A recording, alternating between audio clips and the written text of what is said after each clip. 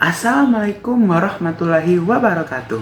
Perkenalkan, nama saya Muhammad Fajrul Adiko dari kelas A program studi statistika dengan nomor induk mahasiswa 4134220058. Jadi pada kesempatan kali ini saya akan mempresentasikan sebuah materi, yaitu hakikat dan sejarah agama Islam. Jadi tanpa perlu berlama-lama lagi, mari langsung ke materinya. Jadi ada dua topik utama yang akan saya bahas pada materi kali ini, yaitu seperti judulnya, hakikat dan sejarah agama Islam. Kita mulai dengan hakikat agama Islam. Sebelum memasuki hakikat agama Islam, alangkah lebih baiknya kita mengetahui apa sih itu agama Islam. Nah, kita akan membagi agama Islam ini menjadi dua kata, yaitu agama dan Islam. Nah, secara etimologi, kata agama itu dia berasal dari bahasa Sanskerta, yaitu dharma, yang berarti hukum atau tatanan. Lalu kemudian kata ini dia diadaptasi ke dalam bahasa Indonesia menjadi agama. Sementara dalam Al-Quran sendiri, agama itu dia dikenal dengan istilah din, yang memiliki makna yaitu kebutuhan, kecenderungan alamiah, keadaan berhutang, dan kekuasaan bijaksana. Nah, sebagai makhluk ciptaan Allah, manusia itu dia secara otomatis mempunyai hutang kepada Allah. Karena Allah sudah menciptakan kita, sudah memberi kita kehidupan. Nah, karena kesadaran akan hal itu, kemudian menginspirasi manusia untuk patuh dan tunduk kepada Allah.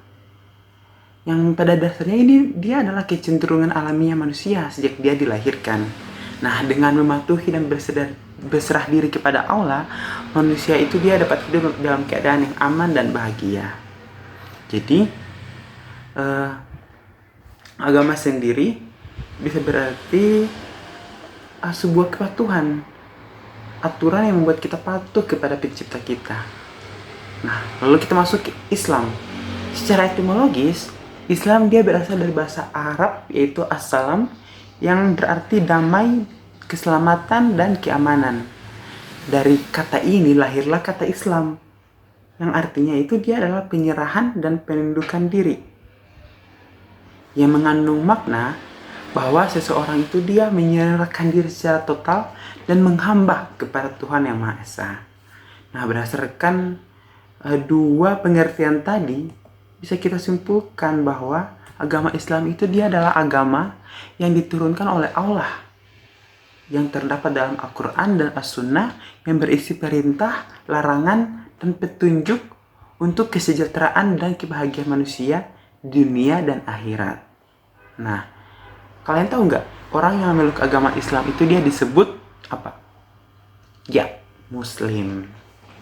Nah, karena kita sudah mengetahui apa itu agama Islam, sekarang kita bisa langsung masuk ke hakikat agama Islam.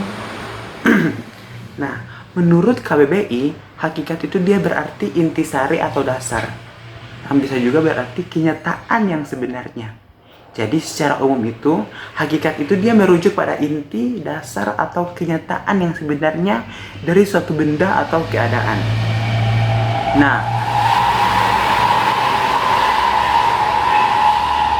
Nah, dalam Islam sendiri, ajarannya itu dia memiliki dua inti, yaitu hablum minallah dan hablum minannas, yaitu hubungan manusia dengan Allah dan hubungan manusia dengan sesamanya. Nah, dalam Islam, di hablum minallah itu dia mengatur hubungan manusia dengan Allah melalui sistem iman dan ibadah, yang terdiri dari 7 rukun iman dan 5 rukun Islam yang telah kita tahu. Lalu Islam dalam hablum minannas dia mengatur hubungan manusia dengan sesamanya, lalu hubungan manusia juga dengan makhluk lain, serta hubungan manusia dengan alam semestanya sendiri.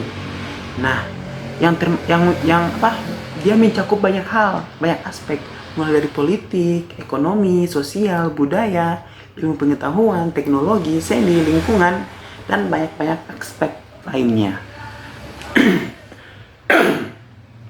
Islam sendiri sering disebut dengan way of life atau jalan hidup. Kenapa? Karena Islam merupakan agama yang universal. Nah, universalnya ini dia terlihat dari ajarannya yang bukan hanya berfokus pada kehidupan setelah mati, yaitu akhirat, tapi Islam juga fokus pada hal-hal yang menyangkut kehidupan di dunia. Nah, Islam itu dia menawarkan solusi untuk setiap persoalan manusia di dunia, sehingga banyak orang yang menyebut agama ini sebagai way of life. Namun, hal ini bukan berarti umat Islam itu dia pasrah atau tidak melakukan apa-apa dalam menghadapi masalah hidupnya. Karena dalam Islam sendiri, ia menuntut umatnya untuk terus berusaha mencari jawaban atas segala masalah hidup dengan tentu saja merujuk pada sumber ajarannya, yaitu Al-Quran dan Sunnah. Nah, proses mencari jawaban ini dia disebut dengan ijtihad. Nah, vitalitas Islam ini dia terletak pada proses ijtihad yang terus-menerus, sehingga tidak mengherankan jika Islam itu dia sekarang dianggap sebagai kebudayaan yang lengkap. Yap, kebudayaan yang lengkap. Jadi Islam bukan hanya sekedar agama. Islam sekarang sudah menjadi kebudayaan yang lengkap. Nah, setelah kita belajar mengenai hakikat agama Islam, tentu kita jadi penasaran juga mengenai sejarah agama Islam. Sejak kapan sih agama Islam masuk ke dunia? Nah, kita akan jelaskan di materi ini. Jadi, saya membagi sejarah ini dalam 4 topik pembahasan utama. Yang pertama yaitu sejarah Islam periode klasik. Nah, periode klasik Islam ini dia berkisar dari tahun 650 Masehi sampai 1250 Masehi. Periode ini dia dicirikan oleh perkembangan awal Islam dan ekspansi Islam ke wilayah-wilayah yang lebih luas. Nah, di bawah kepemimpinan Nabi Muhammad sendiri, Islam itu dia muncul pada awal abad ke-7 di kota Mekah, Arab Saudi. Lalu setelah Nabi Muhammad wafat pada tahun 632 Masehi, kepemimpinan umat Islam itu dia diserahkan kepada Abu Bakar sebagai khalifah pertama. Pada masa ini, Islam mengalami ekspansi wilayah yang signifikan dan berhasil melakukan sebagian besar wilayah Arab, Suriah, Mesir, dan Persia. Lalu pada abad ke-8, kepemimpinan Islam ini dia berpindah ke Khalifah Umayyah.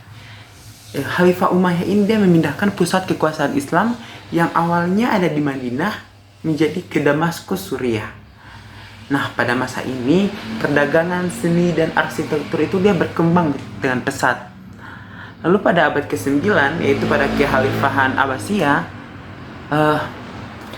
ia memindahkan pusat kekuasaan Islam India dari Suriah ke Baghdad, Irak. Pada masa ini, ilmu pengetahuan, matematika, astronomi, dan filsafat itu dia berkembang dengan pesat. Nah, pada periode ini juga dia terjadi banyak konflik antara umat Islam, mulai dari perselisihan antara kaum Sunni dan Syiah, perang salib yang melibatkan tentara Kristen dan Eropa, dan masih banyak lagi. Namun tetap saja periode klasik Islam ini dia dianggap sebagai masa keemasan bagi kebudayaan Islam. Gitu. Lalu pada periode pertengahan. Nah, periode ini dia berkisar dari tahun 1250 Masehi sampai 1800 Masehi. Nah, periode ini dicirikan oleh kemunduran kekuasaan kekhalifahan Abbasiyah dan munculnya kekuasaan baru di berbagai wilayah. Nah, kekhalifahan Abbasiyah ini dia mengalami kemunduran akibat terjadinya konflik internal, lalu ada serangan dari Mongol dan kekuasaan yang terpecah-pecah. Nah, pada saat yang sama juga kekuatan baru yang berdasarkan militer muncul di wilayah-wilayah seperti Mesir, Turki, dan India. Nah, karena mereka dia berdasarkan kekuatan militer, tentu saja yang memimpin wilayah mereka itu dia memiliki otonomi yang lebih besar daripada kekhalifahan. Nah, pada periode ini ilmu pengetahuan Islam itu dia berkembang pesat. Karya-karya ilmiah itu masih menjadi rujukan bagi ilmuwan modern di seluruh dunia sampai saat ini. Lalu pada masa ini, di periode ini, seni dan sastra Islam juga dia berkembang pesat. Sastra Islam seperti syair dan prosa dalam bahasa Arab dia berkembang dengan baik pada periode ini. Nah, pada periode ini juga dia terjadi hubungan dan kontak yang lebih luas antara dunia Islam dan Barat, terutama melalui perdagangan. Nah, kontak ini dia membawa pengaruh dalam seni dan sastra Islam, seperti munculnya gaya seni Mughal di India yang terinspirasi oleh seni Barat. Lalu, sejarah Islam periode modern. Nah, pada periode modern Islam ini dia dimulai pada tahun 1800 Masehi hingga sekarang. Periode ini dia ditandai dengan banyaknya perubahan-perubahan sosial, politik, dan ekonomi di dunia Islam. Nah, pada awal periode ini banyak negara Islam itu dia mengalami penjajahan dari negara Barat yang menyebabkan dampak yang sangat besar pada perkembangan politik, sosial, dan ekonomi di dunia Islam.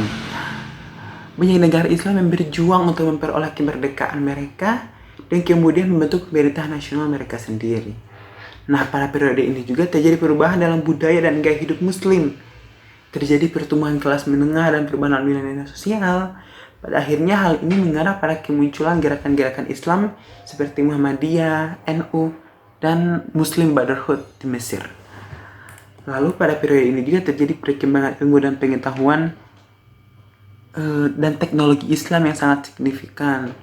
Banyak ilmuwan dan peneliti Muslim itu dia berkontribusi dalam penemuan dan penelitian di berbagai bidang. Nah, lalu pada periode modern ini juga dia ditandai dengan adanya konflik dan ketegangan antara dunia Islam dan Barat, khususnya sejak Perang Dingin dan serangan teroris di abad ke-21. Konflik ini dia mempengaruhi hubungan politik dan ekonomi antara negara-negara Islam dan Barat. Lalu kita masuk ke topik terakhir, yaitu sejarah masuknya Islam di Indonesia. Nah, sejarah masuknya Islam di Indonesia ini saya bagi ke dalam 6 bagian utama. Itu pertama pada abad ke-7. Nah, Islam itu dia masuk ke Indonesia pada abad ke-7 melalui para pedagang Muslim dari Gujarat, India, yang berdagang dengan penduduk pribumi di pesisir Sumatera, Jawa, dan Kalimantan. Lalu pada abad ke-13, Islam itu dia mulai menyebar di Indonesia melalui hubungan dagang juga. Namun, tidak luput dari adanya aktivitas dakwah yang dilakukan oleh para ulama yang datang ke Indonesia. Lalu pada abad ke-14 itu dia penyebaran Islam semakin cepat karena masuknya para ulama dari Timur Tengah. Mereka membawa ajaran Islam dan membentuk masyarakat Muslim yang kuat di wilayah seperti Aceh, Sumatera Barat, Sulawesi Selatan, dan Jawa Timur. Lalu pada abad ke-16, Islam itu dia mulai menyebar ke wilayah lain di Indonesia seperti Maluku dan Papua. Dan pada abad ini juga, banyak kerajaan Hindu dan Buddha di Indonesia mengalami kemunduran dan kehancuran akibat invasi dari kerajaan Islam. Lalu pada masa penjajahan Belanda, Islam itu dia memainkan peran penting dalam perlawanan.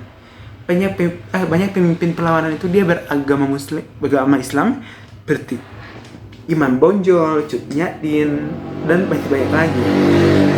Lalu setelah Indonesia merdeka pada tahun 1945, Islam resmi menjadi salah satu agama di negara ini dan memainkan peran penting dalam politik dan kehidupan masyarakat Indonesia. Nah, sekian presentasi dari saya. Mohon maaf apabila banyak kesalahan. Mungkin saya akan menyimpulkan sedikit mengenai materi ini. Jadi, hakikat dari agama Islam sendiri adalah sebagai sistem tata nilai dan aturan ditentukan oleh Allah melalui Quran dan As-Sunnah. Nah, vitalitas Islam itu dia terletak pada proses ijtihad yang terus-menerus. Lalu sejarah Islam sendiri dia memiliki banyak periode, mulai dari periode klasik hingga modern. Setiap periode itu dia memiliki peristiwa-peristiwa penting yang membentuk dan mempengaruhi perkembangan Islam di dunia. Nah, sekian presentasi dari saya. Semoga presentasi ini dia menjadi salah satu sumber pengetahuan kita mengenai agama Islam. Dan mohon maaf apabila banyak kesalahan.